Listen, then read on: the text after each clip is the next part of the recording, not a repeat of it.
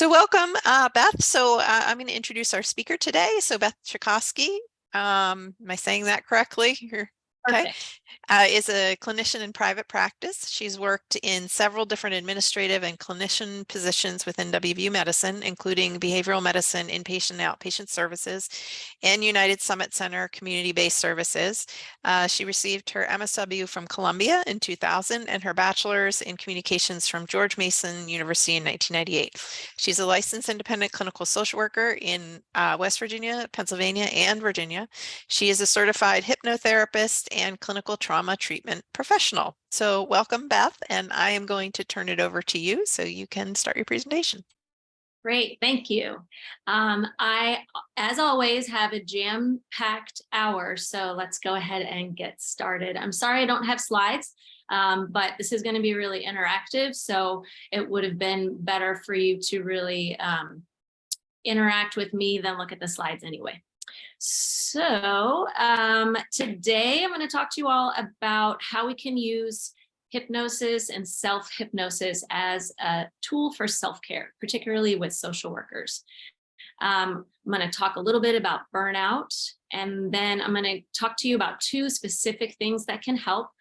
You may already have this information. If you do, this will just be a repeat of what you already know. So I'm going to teach you about completing the stress cycle, and then I'm going to teach you about self-hypnosis, and then I'm going to do a group hypnosis. It's definitely challenge by choice. So if you do not want to participate in the hypnosis, you'll still be able to observe and learn in that way. And as Dr. Leclue had said, this is interactive, so please type any questions or responses in the chat. So let's go ahead and get started. First, let's talk about self-care culture. I've heard many times this year, particularly, that self-care kind of feels like bullshit, okay? Think about that for a minute. When you feel stressed out and when you go to your supervisor, your administrator, your educator, and you say, I'm really stressed out, I'm burnt out, what can we do about this? What are they communicating to you about self-care? Are you practicing self-care? They might ask, and then you might think, how? Right? Like, when am I gonna have time to do self-care? Where am I gonna find the money to pay for a massage? Does it really feel attainable to you what self-care culture is suggesting? Think about what your Instagram feed looks like in terms of self-care, right? I asked for feedback in preparation for this talk, and a colleague of mine gave her thoughts, and they're very candid, but I think you all might identify with this. She said, self-care culture is another way for corporations to make it impossible, leading to burnout. And then they gaslight us that lack of self-care is our problem and we should go get some. It feels like grind culture and it's not sustainable. Another colleague said she tells all new social workers that basically they're going to feel burned out no matter what. And this makes me sad, right? I don't want to accept that as our fate as social workers. So having said that, I want to be really clear. This talk is not about you finding ways to grind harder. This talk is about accessing our internal resources and responding to health and responding to stress in healthy ways. And then hopefully learning to love the profession again if you have fallen out of love with it. And the end result might look like you not dreading your job on the way into work. It might look like your productivity changing a little bit, but that might mean if you see fewer clients, you're actually doing better work with the ones that you are seeing because you're more present. It might look like you're writing your notes less frantically, but the notes you do write are more clear, they're richer with clinical information. It might look like you volunteering less for extra committees that you're not getting paid extra for. But I hope that it looks like you making space for yourself and the beauty of this work. All right. Anybody have thoughts so far? Okay. So first I want to check in. What are your telltale signs of burnout? How do you know you are burned out? If you could please type some answers in the chat. And I can't see the chat. Lack of patience, agitation, lack of interest, dread, frustration, anxiety, tired all the time, tired, run down, not wanting to be at work, feeling cynical, irritable, fatigue. Yes, crying, dropping the ball, jaded, all of this. Ugh, I feel this so much. Thank you, guys. Typical signs of burnout are emotional exhaustion, depersonalization. So that might feel like you are depleted of empathy. You have an inability to feel empathy for your clients. Decreased sense of accomplishments. It might feel like an unconquerable sense of futility, feeling like nothing you do makes a difference. And it looks like irritability, overwhelm, shutdown. It might also look like increased alcohol or tobacco use, substance abuse, increased doom scrolling. Hi, it's me, I'm the problem. All right, so having reviewed these signs, I want you to take stock of how burned out you're feeling right now on a scale of 1 to 10. And I'd like for you to make a mental note of it, what your number is, and reassess maybe in a month. So after you've tried these techniques, reassess and see if it's actually helping with your burnout. And if it is, I would love to hear from you. And if it's not, I still want to hear from you. Okay. I also have a question. Do you all have any colleagues who seem to not be burned out? And if you do, what do you think is different about how they are approaching their work or about their own experiences? Monique says no.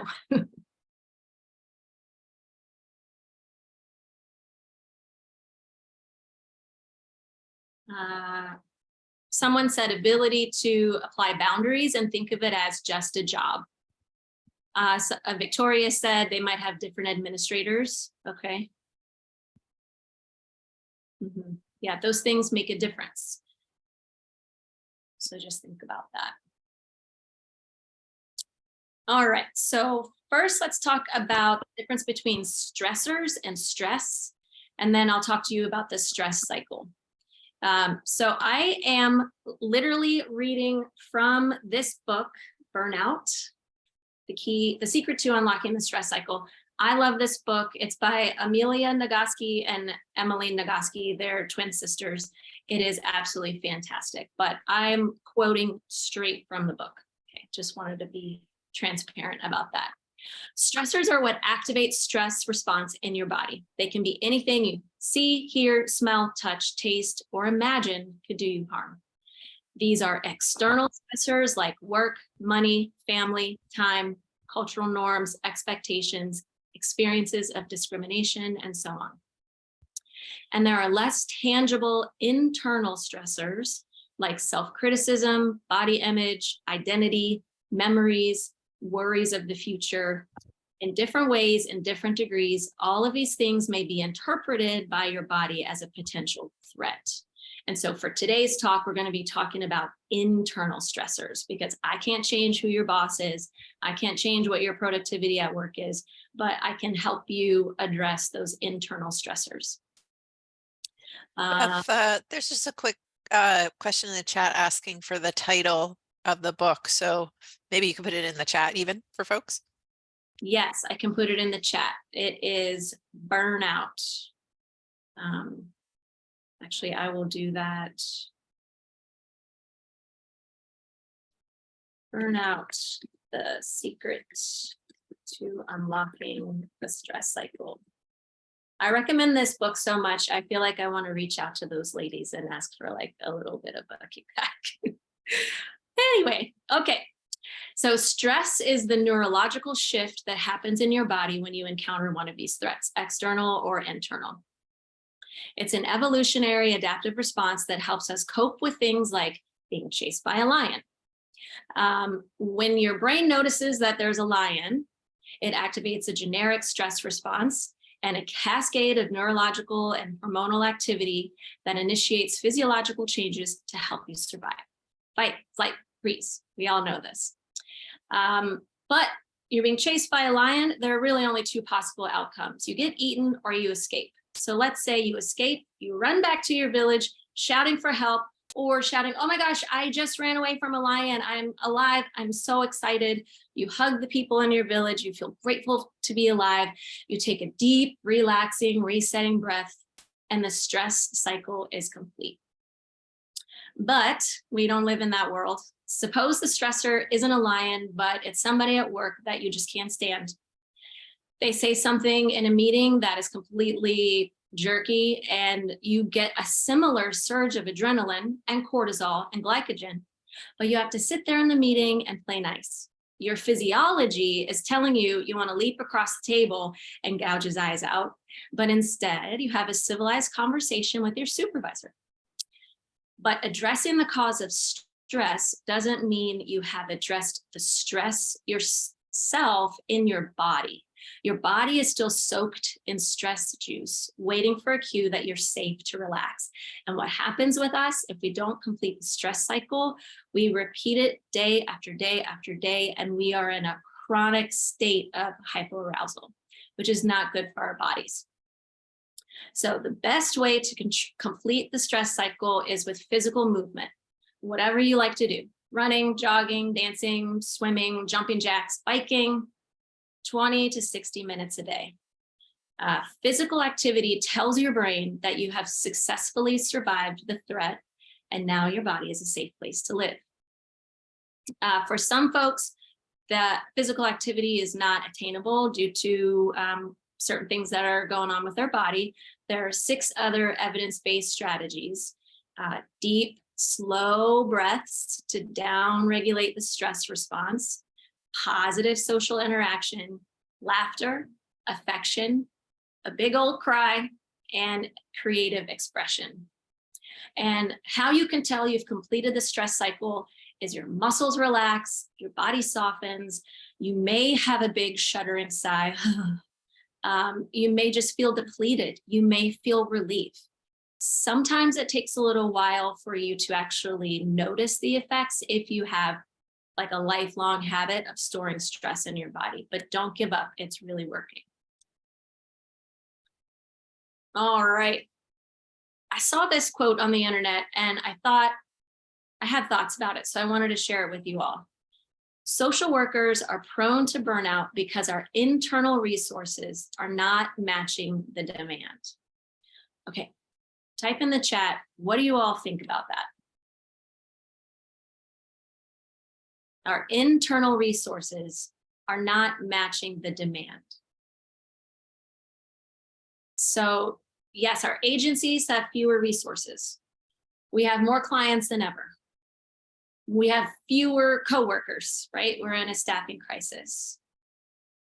The demand for our services is so high, but this person is saying we don't have the internal resources to cope with the demand. Is that really fair? I feel like it's asking us to stop a dam with our finger, and that doesn't really seem fair. Julie said it could be because the demand is greater than the possible level of internal resources. Thank you. Yes. Megan said, no, we just don't have time to use them. And Maggie said, mine is not so much work related. It's all the asks outside of work and the lack of my own resources. Yes, thank you. Yeah, I think I agree. It feels like the demand is greater than our possible level of internal resources. It's just, it's very great. Okay. I like what Victoria said. I'm a helper, not a fixer. Tammy, I can see that to a point. We're helpers, and if we can't get help, we get stressed about that inability. Thank you. Thank you so much. That's exactly what we're talking about. So we need to, in order to manage our stress, we can only do what we can do. Okay. And then we need to reconceptualize our satisfaction level with what we have done. We need to be able to be okay with the amount of effort that we've put in and not continue to think, I should have done more, I could have done better. What about that one client that I couldn't reach? So that's exactly what I'm going to be talking with you guys about. So, you know, I know some social workers and counselors who are very good at setting boundaries for themselves. I worked with a couple of people at BMed, behavioral medicine, and they were great. They would constantly say, Beth, why are you volunteering for this thing? I don't understand. Why are you doing so much? Please do less. You're making us look bad. But they didn't really care about looking bad. Honestly, they did what they needed to do in their job. They were there for their clients, and beyond that, what was not in their job description, they were fine with that. They went home. They were able to enjoy the time with their families. Of course, they had like stress outside of life, but in terms of career related stress, they were really, really good at setting those boundaries. From my own personal experience, I know that I struggle with burnout because of my own internal dialogue, right? Now that I work for myself, I set my own hours. I set my own expectations about how many clients I see. I don't have to do anything I don't want to do. Yet here I am still burned out. Why? Because when I have an idea, instead of thinking, do I have capacity for this? Do I have bandwidth for that? I volunteer for it anyway. Why? Because maybe I'm a people pleaser, or because my ego is fragile. I don't know. I got to do the work, right? So this talk, remember, is about what's going on with yourself internally that contributes to burnout. It's not about administrators so much. It's not about caseloads so much. It's really about what's going on inside and how can we address that. So I'm going to read some statements, and to help you all do a little self-assessment, I'm going to read them, and I want you to think, does any of this apply to you? I often think and feel responsible for other people, for other people's feelings, thoughts, actions, choices, wants, needs, well-being. So this could be your clients, this could be your coworkers, this could be your family or friends. I often feel compelled, almost forced, to help people solve their problems. I often feel angry and rejected when my advice isn't taken. I often anticipate other people's needs and wonder why they don't think about mine. I often find myself saying yes when I really want to say no, doing more than my share of the work, doing things that I really don't want to do, and doing things that others are capable of doing themselves. I seem to feel best when I'm giving to others, taking care of their needs, and solving their problems. I often feel insecure, unworthy, or guilty when somebody takes care of me. I often don't know what I want and need. Or if I do, I tell myself that my needs really aren't that important. So just kind of sit with that. And if any of that rings true for you, just kind of hold that in your mind as we go into the hypnosis. Okay, so I'm going to give you a really quick summary of hypnosis and how hypnosis can help. So hypnosis allows you to align your subconscious mind with your conscious goals and intentions, and then create change. Basically helping you rewrite the inner critic, any false beliefs, and it helps you to do this more quickly than with regular talk therapy.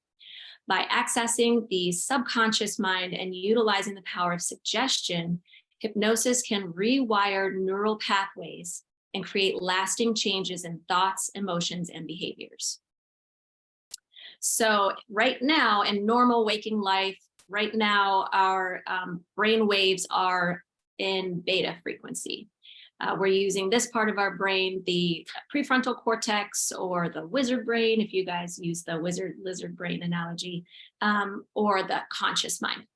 When we practice hypnosis, we allow ourselves to become relaxed, our attention becomes focused, and our chattering brain is quieted. And then our brains switch frequency to between alpha and theta waves. And that's when we're into what's referred to as the subconscious mind, where memory, habits, emotions, creativity, and survival instincts are stored. And you can think of this as the amygdala part of the brain. Remember completing the stress cycle? Accessing the amygdala helps us complete the stress cycle and restore a feeling of safety in our body. During hypnosis, neuroplastic change is initiated, allowing new connections to be made in the brain. The brain sees and feels these hypnotic experiences, visualizations, and suggestions as if they're happening right now. The brain is unable to distinguish between external real life or internal hypnotic imaginings.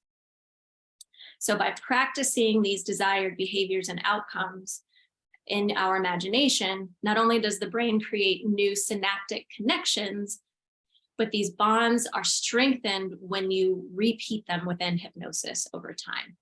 So what we want to do is repeat, create new neural pathways.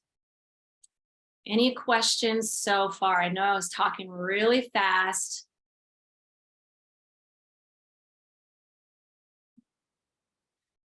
Probably some of you, this is a complete review, and some of you, this might be new information. So far, no questions. Okay, so I'm right on time. I got feedback from a previous presentation that some of you were really hoping to actually observe clinical hypnosis. And thank you for that feedback. All of the feedback after presentations is really helpful. So today, we're going to take that opportunity. First, let me state the risks, which are very brief. Hypnosis done by a trained healthcare provider, that's me, is a safe, complementary, and alternative medical treatment. Hypnosis may not be safe for some people with severe and persistent mental illness like schizophrenia. Harmful reactions to hypnosis are rare, very rare, but they may include dizziness, headache, nausea, drowsiness, anxiety, or sleep problems. Now, I have to say, in all my years of doing hypnosis, I've never found it to make somebody's anxiety worse or sleep worse. It usually improves. This session is intended for relaxation purposes only. It is not medical or therapeutic. I am not diagnosing, treating, curing, or preventing any medical conditions or disease. For anyone who would like to participate in this 30-minute hypnotic relaxation, you will only be entering a light to medium state of trance. You will still hear everything around you, and you'll remember what is being said. You may drift in and out of focus. However, you can come out of trance anytime you want to. You simply say to yourself, "I'm awake," and you will come out of trance. You can keep your video on, or if you wish to turn it off, that's fine. But if you do want to participate, I would like for you to just type "I consent" in the chat. For anyone who doesn't feel comfortable participating, or maybe you have to leave this talk a little bit early, that's totally fine. Just keep your eyes open and observe. And if you don't consent, you won't be hypnotized. Does anyone have questions?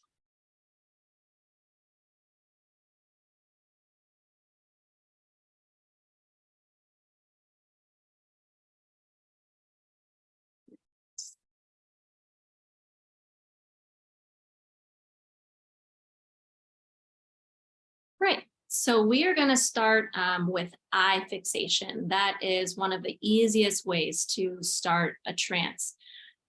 So as much as you can see my eyes, that's what I'm going to have you focus on first. Let me pull up my script here. And what I'm going to do is record this.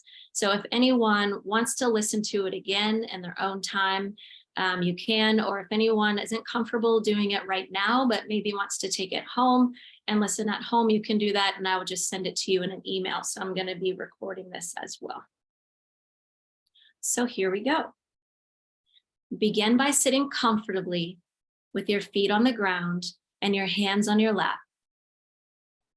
And take some deep breaths as you focus your eyes on my eyes. Keep looking into my eyes. Don't look away. You can blink when you need to. Keep your eyes totally and completely focused on my eyes. And continue to breathe. And soon, very soon, you'll notice your eyelids becoming heavy as they begin to blink more and more.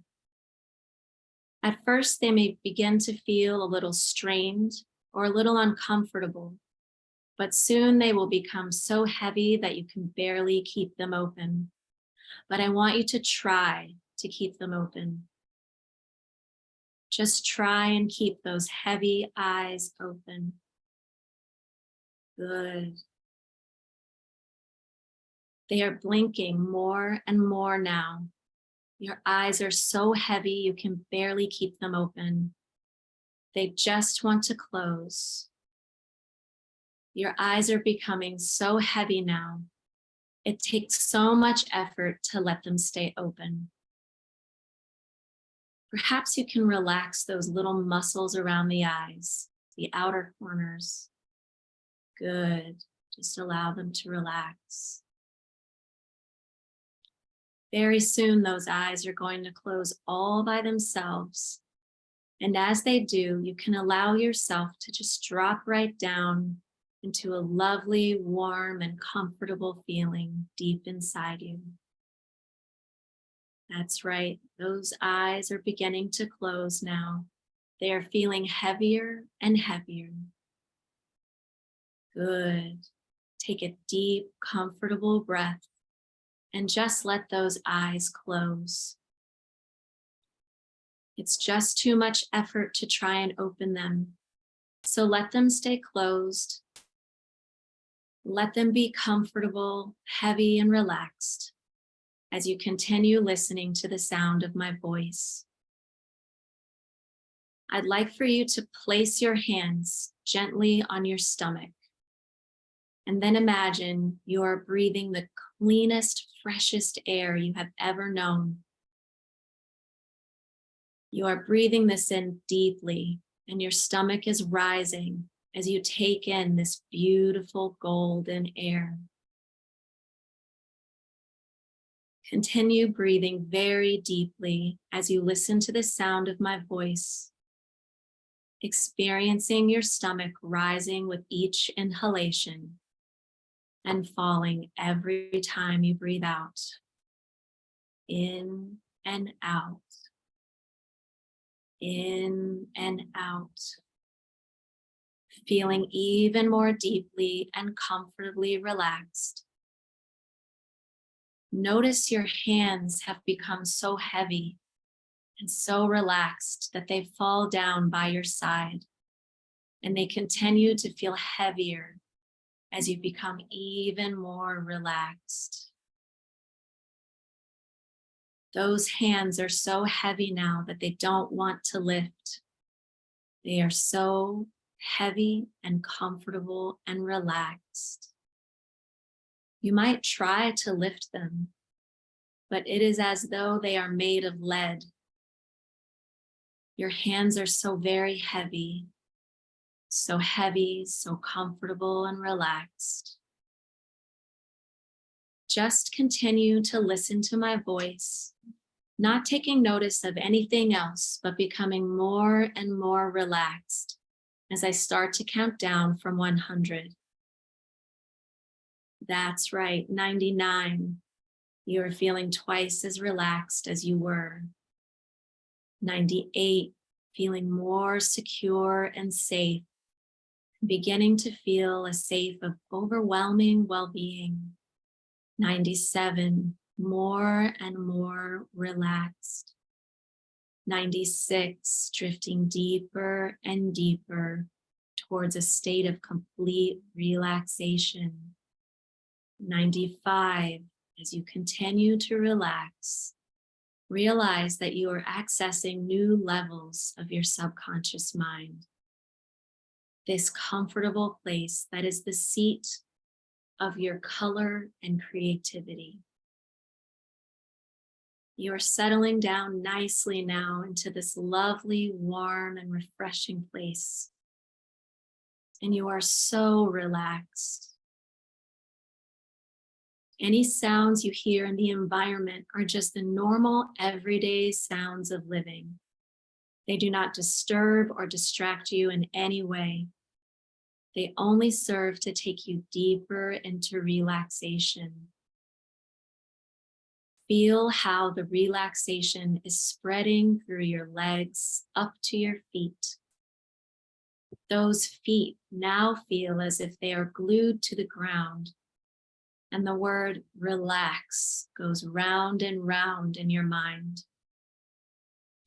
And every time you hear the word relax, you feel 5 times more relaxed than before. Relax. Relax and go deeper and deeper still.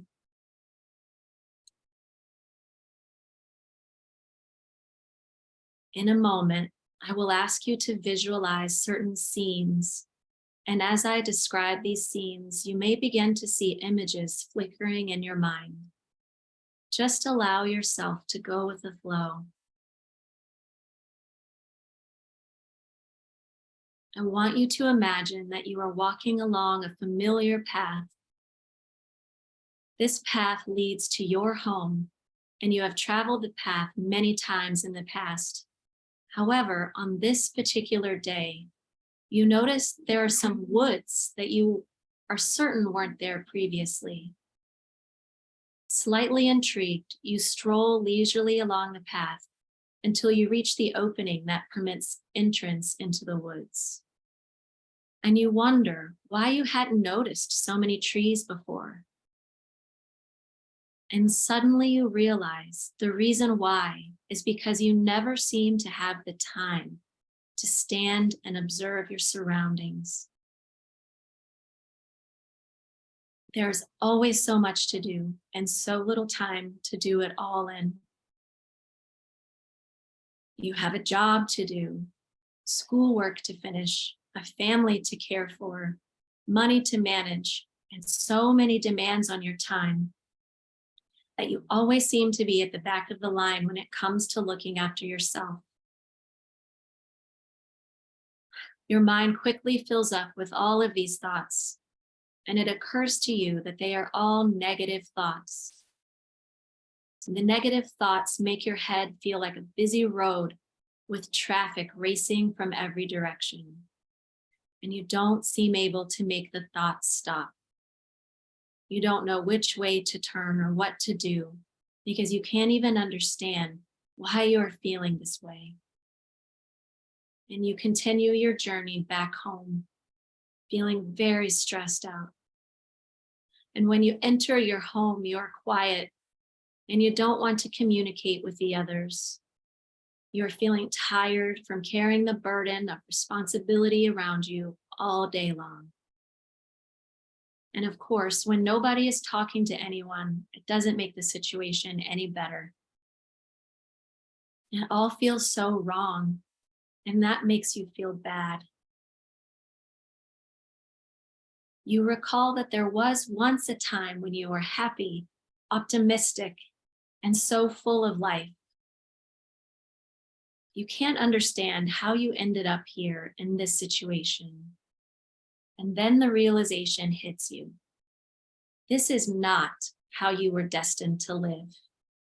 It is not why you are here on this planet at all. You run out of the house, closing the door behind you, and you jog down the road until you reach the entrance to the wood one more time. you decide that the time is now to have a look and see what you've been missing. You have nothing to lose and everything to gain. The time feels right, so no more waiting. On the way into the woods, you notice a high wall that is covered with brambles and thorns of dead, dry roses. And as you look to the top of the wall, you notice it forms an arch, which is also covered with dead leaves and flowers. You can't even see the sky. All you can see are intertwined branches and petals from the dry, withered roses. But for some reason, it feels as though a heavy weight has lifted from your shoulders, and your mind feels lighter and clearer. As you realize how much brighter you're feeling, a shaft of sunlight beams through the overhanging branches, and you notice you can see the sky after all, and it's a beautiful shade of blue. More and more sunlight shines through and the branches separate, making the pathway in front of you lighter. And you now feel happier and more optimistic because you know there is a way through. Take a deep breath in and inhale the powerful perfume of those dry rose petals that are falling onto the path. And you step over them, and it suddenly feels like the path is a carpet, inviting you to the other side. And perhaps you notice a tingling sensation in your stomach, telling you that somehow something feels different. As you look ahead this time, you notice there is a bright, dazzling white light that gives off a warm glow. And you raise your arm to shade your eyes from this bright light in order to carry on. Because now more than ever, you want to know what is there. As you approach the white light, you can see that you have now passed through the woods and you're now entering a beautiful meadow. It is so peaceful here, and you feel warm from the bright sun that shines down on you. There's a clear blue sky ahead and clean green grass with an occasional patch of daisies. Feel the air on your skin.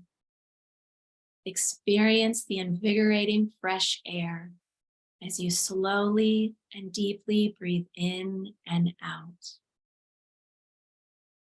It feels so wonderful that you decide to lie down and relax for the first time in a long time.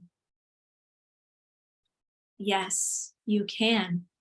You can lie down and relax because you are in control here. This is a time and a place for yourself, just you. You deserve this time in your own space. Feel your body relaxing even further, sinking down into that grass that feels soft and warm. It feels so good that you take another deep breath and relax and let go. And in this beautiful space, some realizations come to you. Powerful, affirming realizations. In your mind, repeat after me. I am doing meaningful work, but my work is not my life. I want to choose to live my life with intention and joy. I can create space for myself every day. It's safe to set down what I'm carrying if it's gotten too heavy to hold.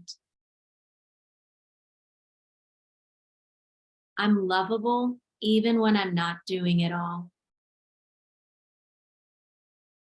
It's important for me to take care of myself. It's not my job to save everyone. I don't need to know every theory, intervention, or diagnosis to be effective. It's safe to make mistakes. Life is a lovely, holy mess.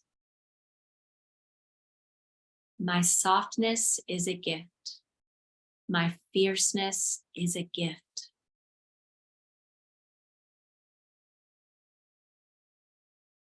I'm going to be quiet for a moment or two, and in the silence that follows, take your time, and if there are any remaining negative thoughts or worries in your mind, or anything else that has been bothering you, empty those thoughts out of your mind and replace them with powerful, affirming thoughts.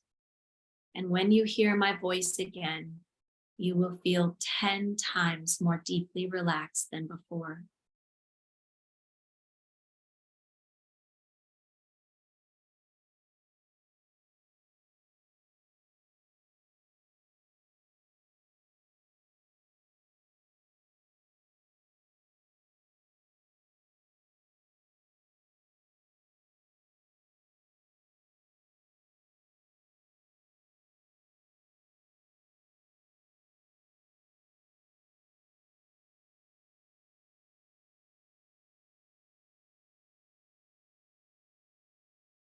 Your attention is coming slowly back to my voice. Take a moment to notice how those shoulders have released all the tension. It's almost as if two heavy weights that had sat on your shoulders are now on that soft green grass beside you. And you are very deeply and comfortably relaxed. And for a moment now, I want you to look around and notice your surroundings in the meadow.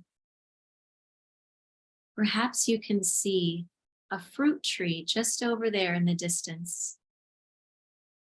And a river. Can you see a river? Imagine you are gently rising and walking over towards the river. Look at the water. It is crystal clear water that makes you feel so very calm. And through the water, you see the riverbed with various shapes and sizes of stones. You then notice your reflection in the water. It's beautiful. And you realize that just like those stones in the river, your reflection stands strong and it won't give up. You know that you won't break easily, and you can allow the water to ripple through your reflection. And when the ripples pass over, your reflection in the water remains intact. This is the real you. This reflection represents who you really are, a calm, steady person, full of life, confident and strong. And you notice something in the riverbank. They are your thoughts. Your thoughts are now neatly lined up, one next to the other. Perhaps they are to-do lists, things you don't want to forget, problems that need to be solved. They're all right there, all lined up, and you know that it will be easy to access them at any time should you need to. No more busy roads in your head, because each thought is next to the other. You can choose the ones that you want to deal with, and you can also let all those negative thoughts, self-defeating thoughts, the ones that you no longer need, to slip into the river and float on by. You are in control. You don't need or want those negative, stressful thoughts, so you let them all go. You let those old negative thoughts go because you don't really need them anymore. From now on, you keep the good thoughts, only the thoughts that are going to help you in some way. Your mind is at ease because you feel so confident. All the weight that you were carrying over the years has lifted away, and you can feel the changes that are happening inside your mind. You can experience all this wonderful positive energy flowing in through your body, and it makes you feel good. It makes you feel confident and more optimistic. For a moment now, turn your attention to that fruit tree you saw earlier. Can you still see it? This is a tree that you planted long ago. It represents all of your hard work from over the years. But you never saw the tree growing because you were always too busy with the demands of everyday life. But it's different now. It's different because you have let go of all those negative thoughts. From now on, you go with your new, healthy, positive thoughts and allow your tree to grow stronger. Notice how beautiful your tree has turned out. It has blossomed and grown and bears fruit that is replenished as quickly as you pick it. See the sweet, juicy fruit now. It is just as you like it, so take one and try it out. That's good. As you taste your new life, you realize just how easy it is to be in control. All the negative thoughts have flowed down the river because you finally let them all go. And in the space on the riverbank where your negative thoughts once were, you notice little piles of new positive thoughts building up. There are thoughts that represent appreciation for all that you have. There are thoughts that represent new skills and ideas. Thoughts that represent hope, optimism, and loving kindness towards yourself and others. Take a moment to watch them grow stronger and stronger, just as you are also growing stronger and healthier. These are changes that grow stronger and stronger each and every day.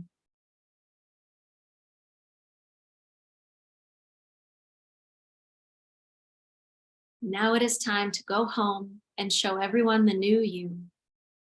As you walk down the road, you quicken your step. You can't wait to get home to share this positive, relaxed new you. Your life is full of happy, healthy, optimistic, and positive feelings. You are in control of all the positive thoughts and excited about enjoying your life. And you always remember to stand strong and firm, enforcing your boundaries when needed, taking time for yourself to release the stress of each day, and then enjoying your life, being present for your life, noticing your life.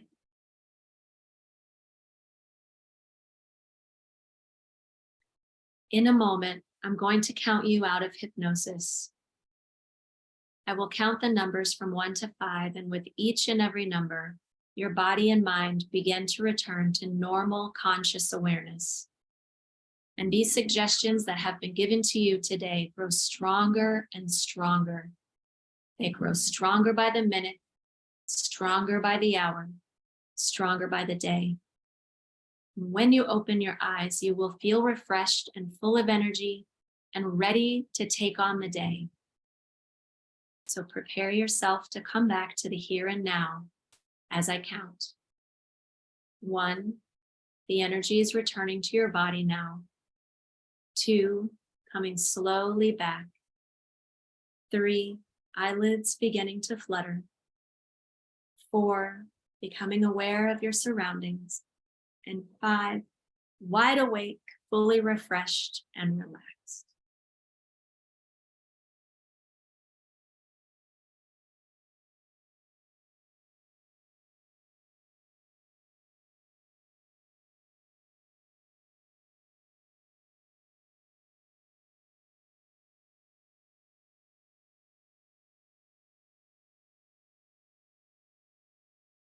Okay.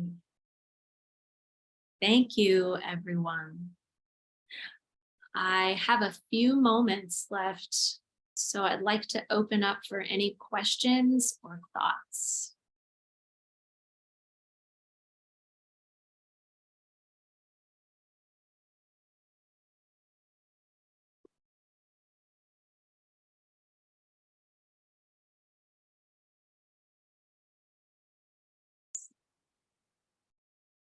Maggie says, wow.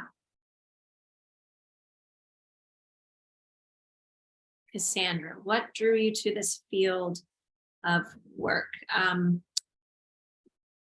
Is the question about hypnotherapy or social work?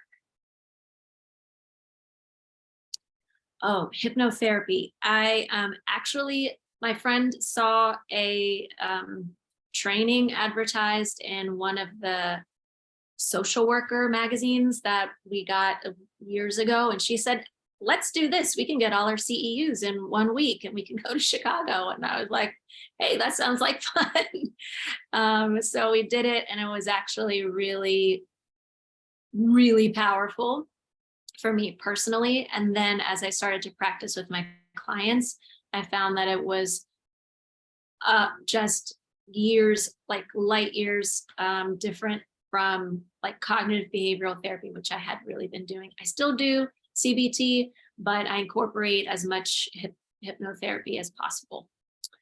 So I hope that answers the question. And Michelle had a question, do we need to request the recording to be sent to our email? What I'll actually do is send it to Sarah and Dr. LeClue, and then they can send it out to you all. We actually typically record these, and then Sarah creates a YouTube link and then posts it to the website. So I'll put the link to the Launch and Learn website in the chat, but you should be able to access it that way, if that's okay, Beth. Yeah. No, that's probably even better for me. Me and technology are not friends. The best way to locate a hypnotherapist for me is you can Google on Psychology Today, but I also use the institute that trained me is called the Wellness Institute, and it's located in Washington State. I cannot pronounce this city. It's like I'm not going to pronounce it right, but it's in Washington State, and you can locate a heart-centered hypnotherapy person by location. And to be certified in hypnotherapy, you need to go through an extensive training. It's usually like 40 hours, and then you do a year-long clinical kind of internship that is observed, and then you do breakout sessions. The Wellness Institute still has trainings going on, but I know there are lots of other places that have trainings. And okay, recommendations for self-hypnosis. Yes, so a lot of my clients just go on Spotify or YouTube, and also SoundCloud, and you just kind of like look through the different titles and maybe search if you prefer a female voice or a male voice. Like for me, I just record and send it to my clients, and then they listen to it in between sessions. So the more you listen, the more it is going to really get in your subconscious mind and create lasting change. See if I missed any other questions. So just to summarize, don't forget to complete your stress cycle every day, even if it means putting on Beyonce or Taylor Swift and dancing with abandon in your kitchen. Complete the stress cycle every day.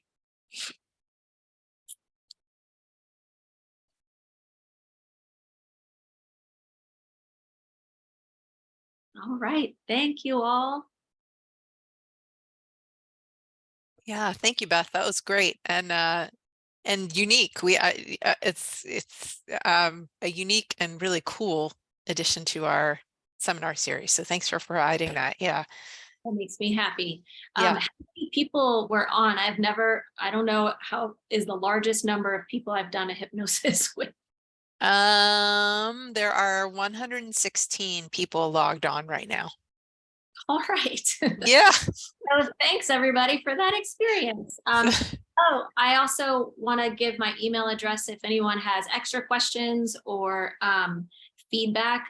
I really would love feedback, so I'll type it in the chat. And while Beth's doing that, I also posted a link to our evaluation survey in the chat. And Beth, we will send you summary results from that too. So any comments folks put on there, that's another way to give feedback as well.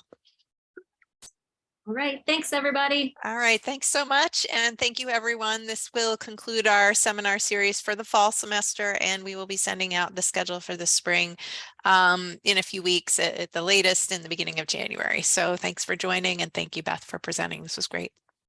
Thank you.